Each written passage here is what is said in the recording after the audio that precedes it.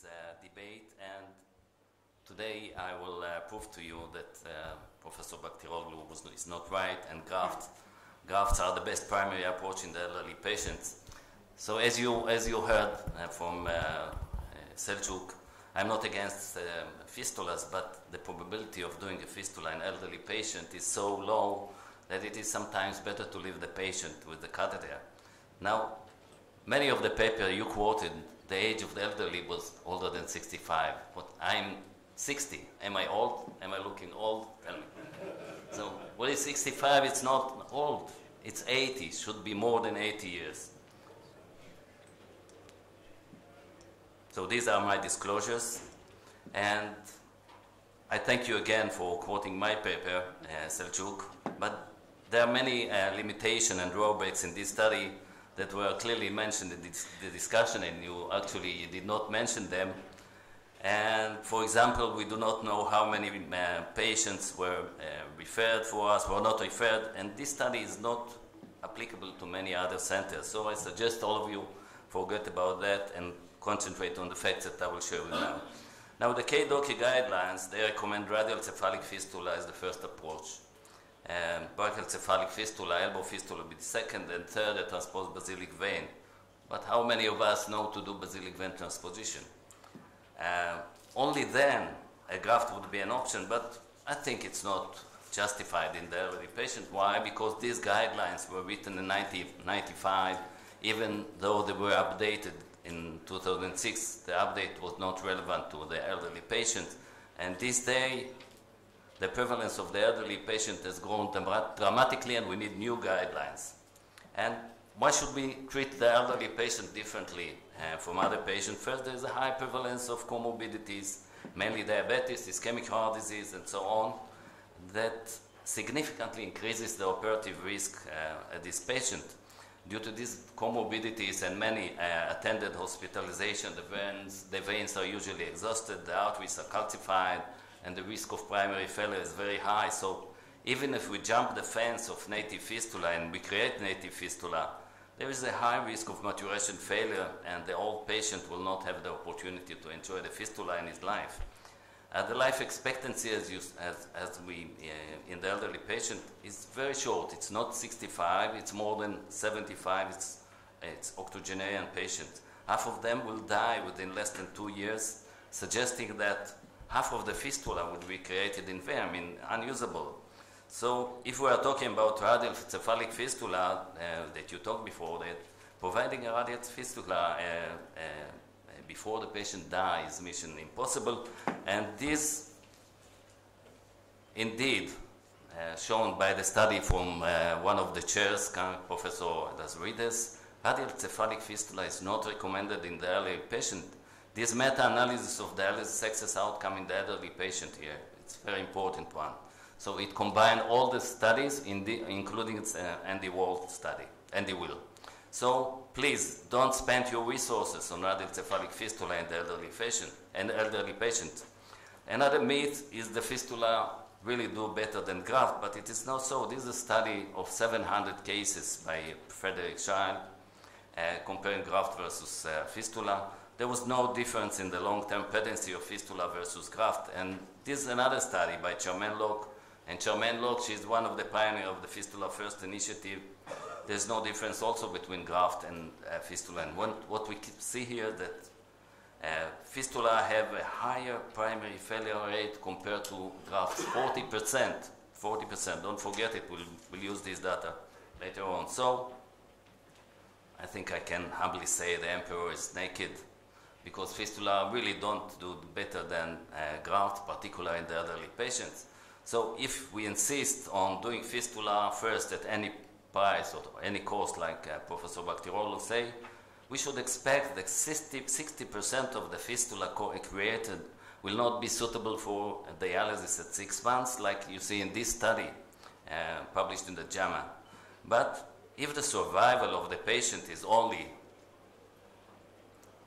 9 months with the catheter, that means only you do 60% of the patient. I mean, this patient that you created fistula on them need a catheter for 6 months. Many of them die before using the fistula. And this very important data analysis and this outsized cohort of incidence hemodialysis patient older than 67 years. And we identified the first pre-dialysis vascular access placed and the first vascular access used. This is a study, this is a cohort of more than 100,000 patients. 90% had fistula as their first pre-dialysis access, 3 had grafts. And this is very important, let me walk you through this. 32% of the patients were octogenarians, and it's not just 32%, it's 37,000 patients. And actually what happened in reality, that many of these patients did not start dialysis via the first pre-dialysis access placed and needed a catheter or hemodialysis initiation. So of the patients who had an AVF, half of them initiated dialysis with the fistula, while 44% initiated dialysis with the catheter, and the others with the new graft. But the patient with the graft, most of them initiated dialysis via the same graft, 75%, only 25% needed catheter. Octogenarian patient has altogether 77% greater risk of initiating dialysis with the catheter compared to heavy graft. So, in simple words, when we create a fistula in the elderly, I will show you again these slides, we increase the risk of dying from a catheter complication by 77%.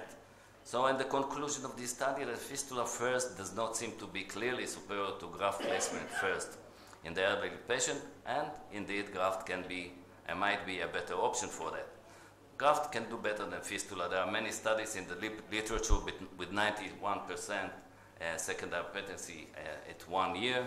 And what can be better for the elderly patient other than early cannulation graft, where you can start cannulation within less than 48 hours without the need of tunneled catheter, with incomparable secondary patency of 33%. There's no study with fistula that reaching these results. Now, based on this data, let's look at the study board of 10 fistula versus 10 grafts in parachute patients who came into the emergency room. So if we take the 10 patients using a fistula first approach, like Professor Baktoğlu recommended, according to the data I presented, up to 4 of the patients will experience primary failure, that we are left initially with 6 patients. The other 6 will need to wait up to 6 months for the fistula to be suitable for cannulation, with additional 30 to 50% non-maturation at all. That's making up another 2 failures. And there's only 66% patency at 1 year. This is average. It's not centers of excellence like ours.